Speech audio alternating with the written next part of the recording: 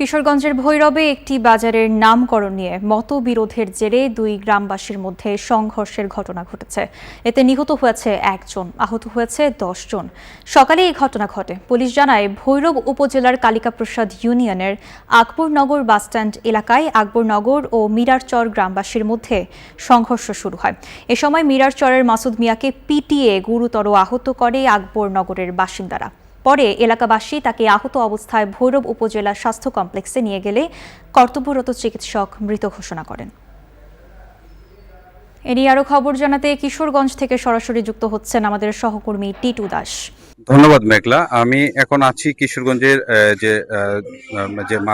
যে সংঘর্ষের ঘটনাটা হয়েছিল এর পাশেই একটা স্টেশন আছে, কুলিয়ারচর স্টেশন এখানে আছে। এখানে আসলে যে নামকরণ নিয়ে ভৈরব আকবরনগর এবং মিরারচর একটি বাজার আছে, এই বাজারের নামকরণ নিয়ে দুই গ্রামবাসীর মধ্যে সকাল থেকে সংঘর্ষ শুরু হয়।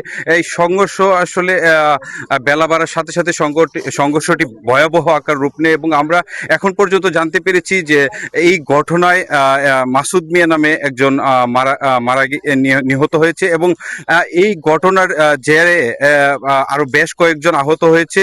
তবে স্থানীয়রা বলছেন যে আরো একজন মারা গিয়েছে হিরণ মিয়া নামে। তবে পুলিশ এই ঘটনার এখনো সত্যতা স্বীকার করেনি। পুলিশ বলছে যে তারাও শুনেছে, তবে এখন পর্যন্ত তারা নিশ্চিত হতে পারেনি।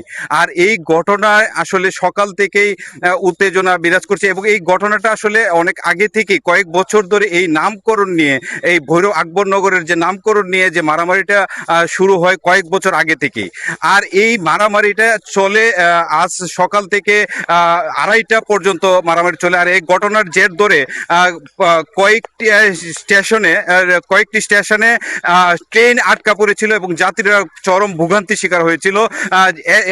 ভৈরব স্টেশনে ঢাকা থেকে কিশোরগঞ্জগামী এগারসিন্ধু যে এক্সপ্রেস ট্রেনটি ছিল এটি আটকা পড়েছিল এবং ভৈরব স্টেশনে কুলিয়ারচর স্টেশনের চট্টগ্রামী জামালপুর থেকে চট্টগ্রামগামী বিজয় এক্সপ্রেস ট্রেনটি আটকা পড়েছিল। আর কিশোরগঞ্জ এক্সপ্রেস ট্রেনটি এখনো ভৈরব স্টেশনে আটকা পড়ে আছে।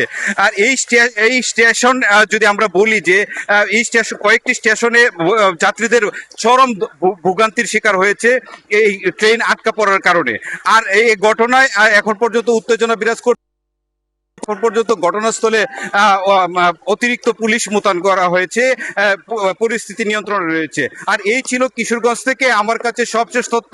আমরা ফিরছি স্টুডিওতে মেঘলার কাছে। টিটু, আপনাকে ধন্যবাদ।